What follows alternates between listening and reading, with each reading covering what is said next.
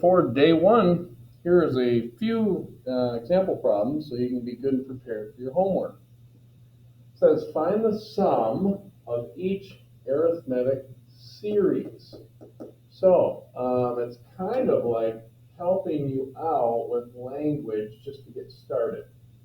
So sometimes they'll just say find the or find each arithmetic series. And you're like, wait a minute, I gotta know what that word means. It means sum. So get used to that. But here we go. Let's tackle number 2 first. A little easier, a little more straightforward than example 1. Well, first of all, how do we know that this is even an arithmetic sequence? Well, it goes up 4, it goes up 6, up 6, up 6, up 6. You see that pattern. If that pattern works, then this formula will work. And if this pattern works, then we can talk about the arithmetic series. So having said that, we're just going to add these together. So 5 plus 11 is 16. 16 plus 17 is 33. 33 is 56. 56, 15 for the one up, 7, 8. 85 and 35 is 120. Plus 41 is 161. So there'd be my answer. Now, in the world of calculators, it's not too big of a deal. Well, let's go ahead and practice this formula. So we have 1, 2, 3, 4, 5, 6, 7 elements in our list. So that's a 7. That also makes that a 7. This is a symbol for the first term in our list. So that's a 5. And that means the 7th item in our list, which is 41, the last one. And then we do the PEMDAS. 5 plus 41 is 45. That's all over 2. And, oops, 46. Man, those little mistakes will get you.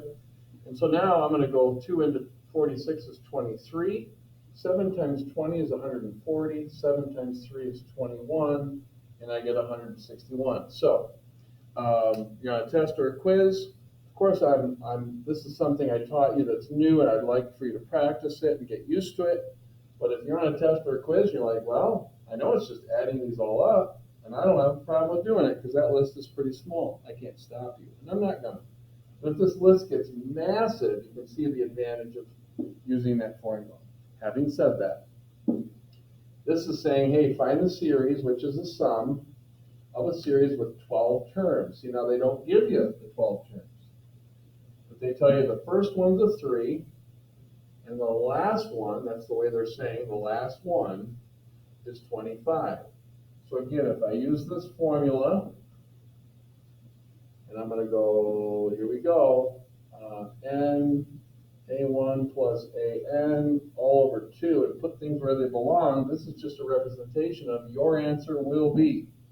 Your answer of the 12th term will be. So we don't really need to worry about that too much. So this is my 12th term. The first term is a 3. The last term is a 25. This is like what I would call a spoon feeder special. So 23 plus 25 is 28 times 12 all over 2. Now there could be some algebra problems here because you guys know that 8 plus 6 over 2 is 14 over 2, which is 7. You guys have been taught by your previous teachers that you could actually divide both ways and get 3 plus 4 and get 7. So this one, because of the plus, you could actually take that 2 up into both. But when they're connected by multiplication, you just have to know that it either goes into one or the other. So with that in mind, 2 goes into 12. 6 times 28 is 120, 6 times 20, plus 48, 6 times 8. So that'd be 168. So that'd be the sum of all of those terms right there. Okay, example problems, not going to take very long. Last sample problem here. Your homework reflects it, and let's take a look. So, is this considered an arithmetic sequence?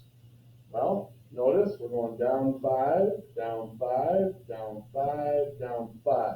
Like, yes, there's a pattern, and it's constant, it's consistent. So remember, it's not just a pattern, it's a consistent pattern. So you're like, yes. So now they warm you up with some pretty simple questions, and they're saying, okay, well, what's the common difference? Well, it's right here. Notice we're going lower, lower, lower, lower. So that's going to be a common difference of -5. Don't forget that. The numbers are getting, if they're decreasing, your common difference is going to be negative. If the numbers are increasing, the common difference is going to be positive. And then they want you to maybe figure out what the next term is, maybe what the next 3 terms are. That shouldn't be too bad. So -19, -24, -29. And that pretty much sums up today's lesson. I don't think it's a real heavy one, but look out for the terminology, and good luck on your homework.